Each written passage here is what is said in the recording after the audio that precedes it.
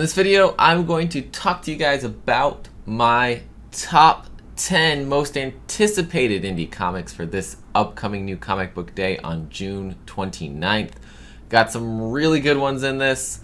Several issue number ones coming out this week, and one really big series that I have really loved ending this week. So let's get into that. If you are new here, please go subscribe to the channel. I will be dropping these types of videos every week.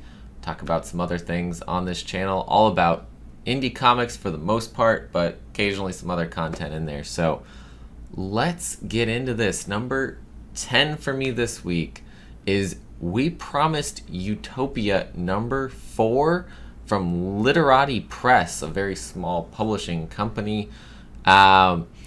This one has several writers listed here on here. Adrian Morales, Robert Holman, Charles J. Martin, art from John Eric Osborne, Chloe Illman, Jonathan Kolsch, and cover from Bombs Away art. In the final issue of Season 1, Issa pleads with world leaders in Norway. The family in the frozen future make an unlikely ally, and Magnus takes his grandkids on a questionable field trip in hopes of finally getting some real answers. It's been a really fun and interesting futuristic utopia story. I've been really enjoying it. They publish every couple months because they are a small company. So I think by final issue of Season 1, that's a year's worth of comics there. So yeah, this has been a pretty cool one here. Moving down to number 9 on my list this week, I have Good Boy Volume 2, Issue 2 from Source Point Press, written by Garrett Gunn and Christina Blanche, with art from Kit Wallace. Enter the Demon Dogs. In the aftermath of the farm attack, Flint lends a hand to the victims of the desecrated sanctuary.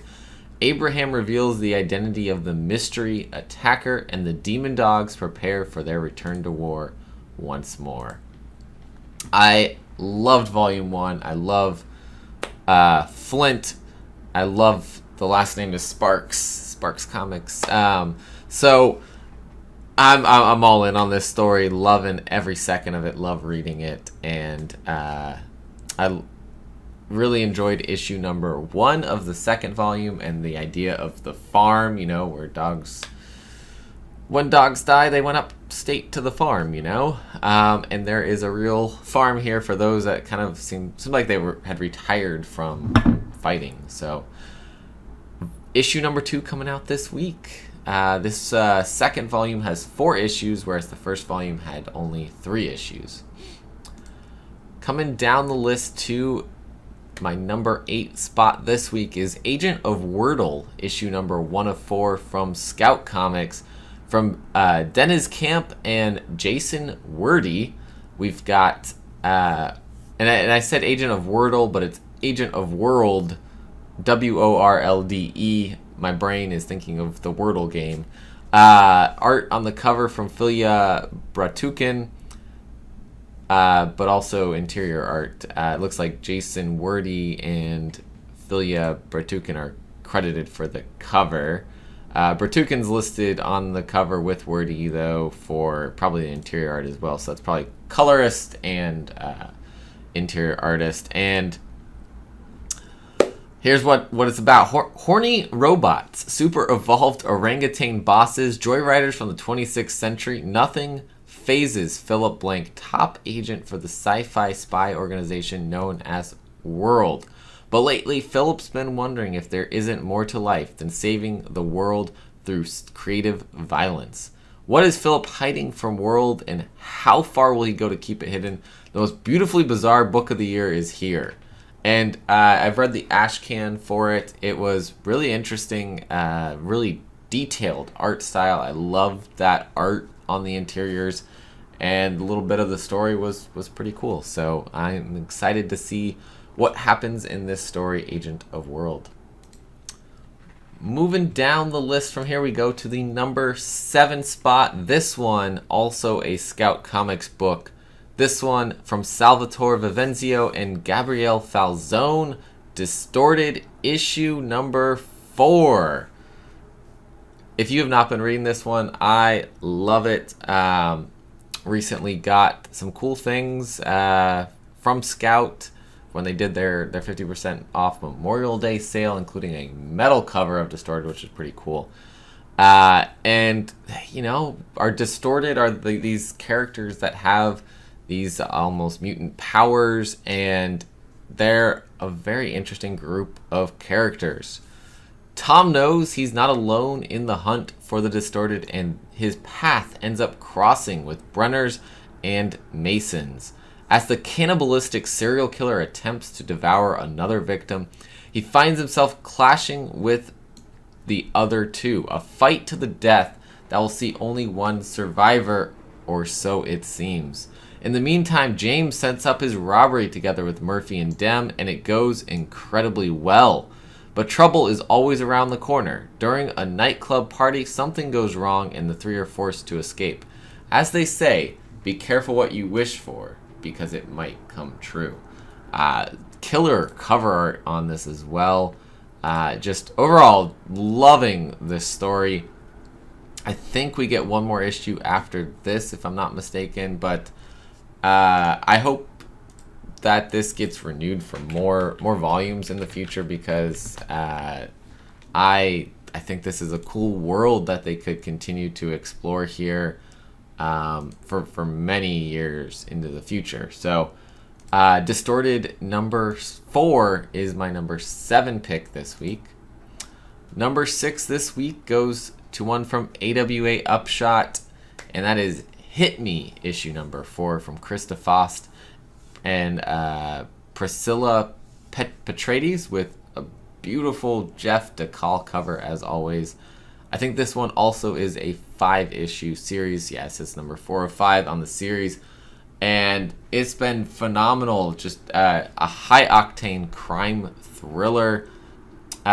These descriptions that AWA usually puts on are for the whole series, and it repeats each issue. But I'm just loving this. I think it started in a really cool place and continued on from there.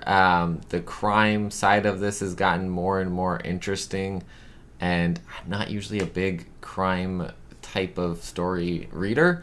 And interestingly, if we look at the way that this is written, it just feels like this is definitely something that could be interpreted into a movie or a show. Probably a movie. Just feels like that cinematic type of storytelling that we're getting here. So I'm really enjoying that aspect as well. So Hit Me number 4 is my number 6 pick this week. Coming in for number 5 is the end of one of my favorite stories that's been coming out. This one from Boom Studios. It is 7 Secrets number 18 from Tom Taylor and Danielle Denicuelo. The truth about Casper's origins is finally revealed. In this mind-blowing ending, discover the future of the Order and the very nature of the secrets themselves.